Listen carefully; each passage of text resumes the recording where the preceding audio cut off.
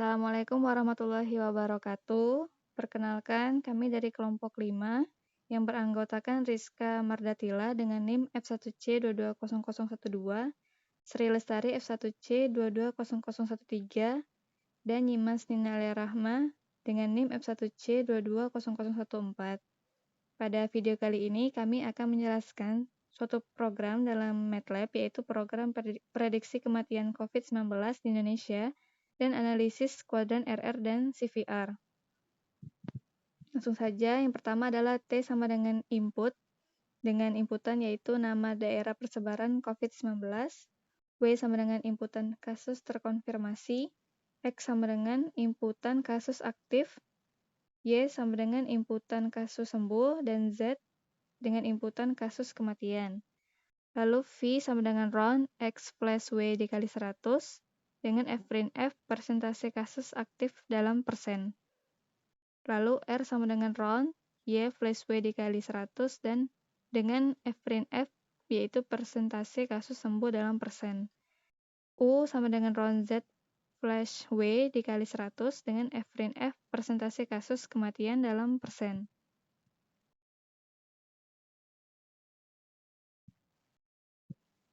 Lalu display yang pertama, prediksi kematian berdasarkan analisis data COVID-19 suatu daerah. Lalu yang display yang kedua yaitu prediksi kematian berdasarkan model Maret. Dengan P sama dengan inputan masukan pilihan Anda, 1 atau 2. Dengan switch case yaitu switch P dengan case pertama adalah data daerah. A sama dengan inputan pemakaman mengikuti SOP COVID-19. B sama dengan rasio kematian A, Z dengan display rasio antara kematian yang terkonfirmasi dan pemakaman yang mengikuti SOP COVID-19. Lalu data nasional, C sama dengan input kasus kematian nasional, D sama dengan perkiraan kematian C, B dengan display perkiraan kematian akibat COVID-19 tingkat nasional.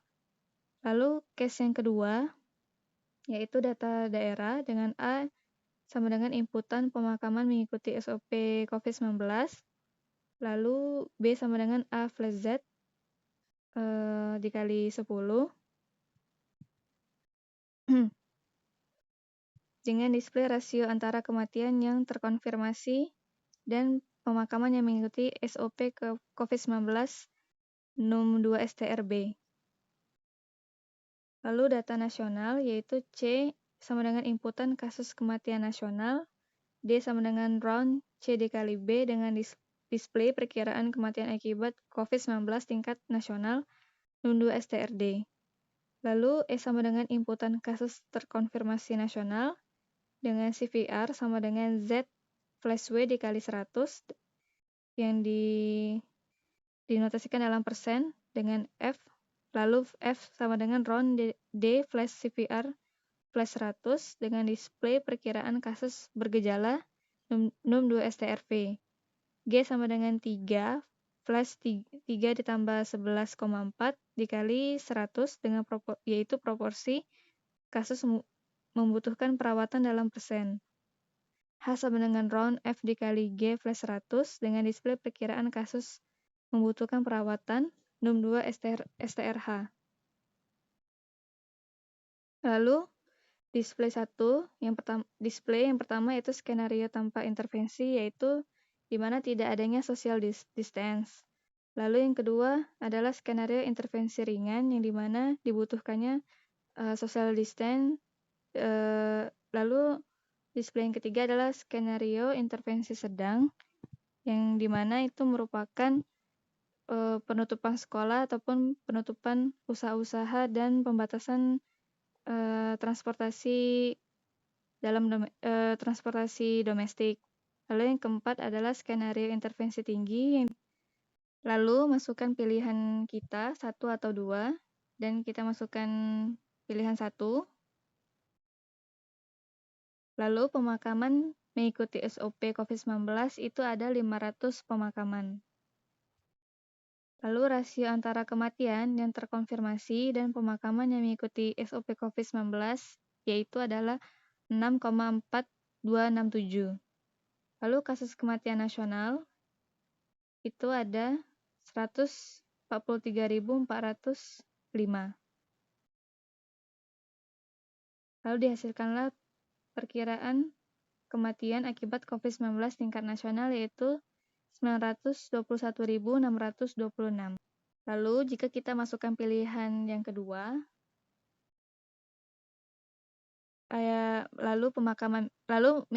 pemakaman mengikuti SOP COVID-19 adalah 500, maka rasio antara kematian yang terkonfirmasi dan pemakaman yang mengikuti SOP COVID-19 adalah 6,4267. Lalu kasus kematian nasional ada 143.405, maka perkiraan kematian akibat COVID-19 tingkat nasional yaitu 921.626, dan kasus terkonfirmasi nasional ada 424.358, maka dari perumusan kita, perkiraan kasus bergejala yaitu 352.35018, dan perkiraan kasus membutuhkan perawatan yaitu 734.0629. Pertama yaitu skenario tanpa intervensi, yang kedua skenario intervensi ringan, yang ketiga skenario intervensi sedang, dan yang keempat skenario intervensi tinggi. Maka kita bisa masukkan jenis skenario 1-4, lalu kita masukkan skenario yang ketiga.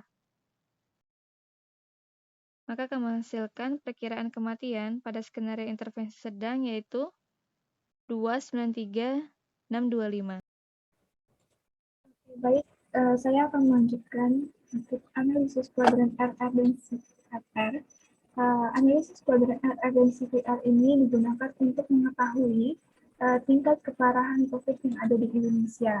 Nah, dengan adanya ini mungkin akan memungkinkan kita untuk dapat memperbaiki tingkat pelayanan fasilitas kesehatan. Nah, batasan RR dan CFR ini mengacu kepada RR dan CFR pada awal tahun, baik itu tahun 2020 maupun 2021. Nah, saat ini kami mengacu kepada RR dan CFR pada tanggal 31 Januari 2021. Batas RR ini merupakan kasus sembuh atau recovery rate ini merupakan kasus sembuh dibagi dengan jumlah kasus kumulatif dikali dengan 100 karena ini menghasilkan dalam bentuk persen. Nah, untuk CFR atau case fatality rate ini merupakan tingkat kematian dibagi dengan kasus kumulatif dikali dengan 100. Kemudian kita menginput kumulatif kasus untuk saat ini. Kemudian ada kasus sembuh pada saat ini, kemudian S input kasus kematian saat ini, dan N juga input per tanggal kumulatif kasus sembuh dan kematian yang diinputkan tadi.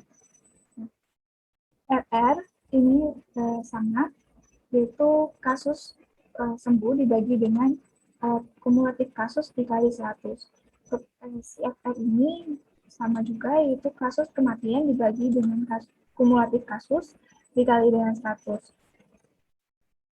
Kemudian jika hasil RR ini lebih kecil dari batas RR, maka recovery rate-nya rendah. Jika RR lebih besar dari batas RR, maka recovery rate-nya itu tinggi. Jika CFR lebih kecil daripada sama dengan batas CFR, maka case fatality rate-nya itu rendah. Nah, kemudian yang terakhir ada CFR lebih besar daripada batas CFR, maka case fatality rate-nya itu tinggi. Nah, kita akan menentukan kuadran, untuk menentukan kuadran-kuadrannya, maka jika RR lebih besar dari batas RR dan CFR lebih kecil sama dengan batas CFR, maksudnya yaitu recovery tingkat kesembuhannya itu tinggi dan tingkat kematiannya rendah, maka dia berada di kuadran 1. Nah, jika RR lebih besar dari batas RR dan CFR lebih besar batas CFR, maksudnya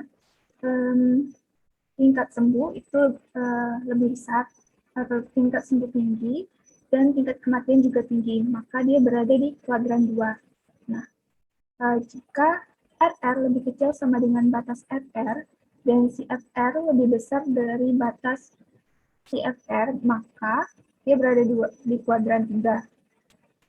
Nah, jika RR lebih kecil sama dengan batas FR dan CFR lebih kecil sama dengan batas CFR atau tingkat kesembuhannya rendah dan juga kematiannya rendah, maka dia berada di kuadran 4.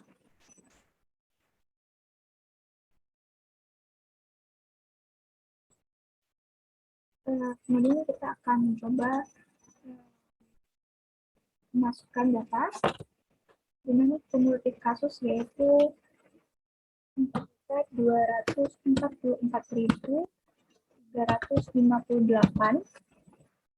dengan kasus sembuh 4.088.635 dan kasus kematian 143.405 per tanggal 3 November 2021. Nah, maka karena kasus kesembuhannya itu tinggi dan kasus kematiannya itu rendah, maka dia berada di kuadran 1. Saya akan menjelaskan tentang grafik perkiraan kematian, tingkat kematian, dan juga tingkat kesembuhan COVID dari data yang kami gunakan untuk proyek kali ini. Pada perkiraan kematian ini, datanya berdasarkan 2 analisa, yaitu data daerah dan juga berdasarkan model Maret. Sedangkan model Maret ini juga ada 4, yaitu tanpa intervensi, intervensi ringan, intervensi sedang, dan juga intervensi tinggi. Jadi, dari 4 grafik yang akan ditampilkan nanti, kita akan membahas satu persatu. Di sini kami menggunakan switch case untuk menemukan pilihan grafik apa yang ingin ditampilkan. Yang pertama itu, kasus pertama kami masukkan perkiraan kematian berdasarkan data daerah. Berdasarkan data yang diambil, jumlahnya itu perkiraan kematiannya 921.626. Di sini kami menggunakan grafik bar untuk menunjukkan grafiknya dengan judul grafik prediksi kematian berdasarkan data daerah. Baiklah, langsung saja kita coba case yang pertama, atau kita akan melihat grafik perkiraan kematian berdasarkan data. Di sini kita masukkan pilihan yaitu yang pertama karena kita akan melihat grafik perkiraan kematian berdasarkan data daerah.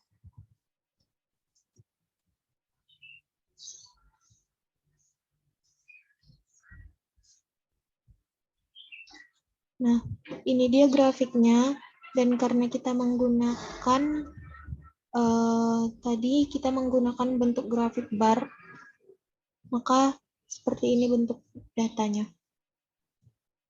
Oke, kemudian kita akan lanjutkan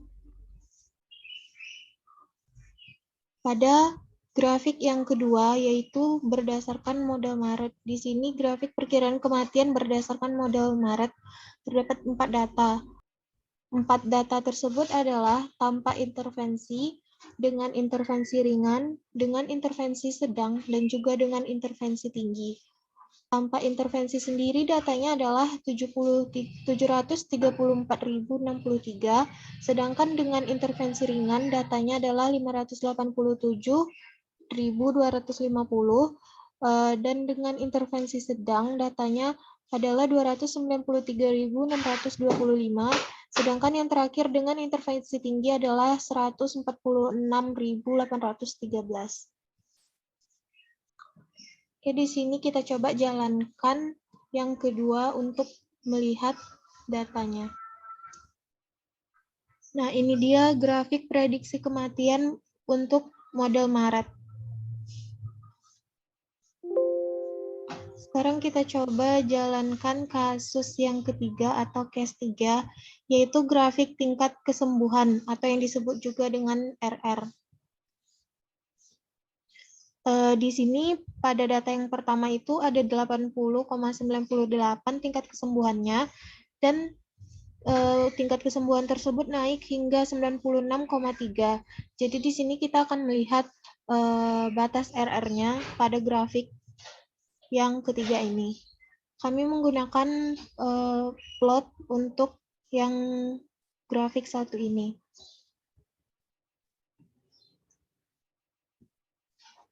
Kita coba jalankan, maka bentuk grafiknya akan seperti ini. Ini adalah batas RR atau tingkat kesembuhan COVID-19 berdasarkan data yang didapat. Dan yang terakhir, di sini ada grafik tingkat kematian atau CVR. Tingkatnya ini pada tingkat terendahnya ada 2,782 dan grafik tersebut naik hingga 3,378. Nah, di sini kita akan melihat bagaimana bentuk grafiknya. Hampir sama seperti tingkat kesembuhan tadi, tingkat kematian juga berjalan naik pada grafik ini. Yang mana awalnya tadi 2,782 dan naik hingga 3,378. Baiklah, sekian yang bisa saya jelaskan tentang grafik. Bila ada kekurangan, mohon maaf.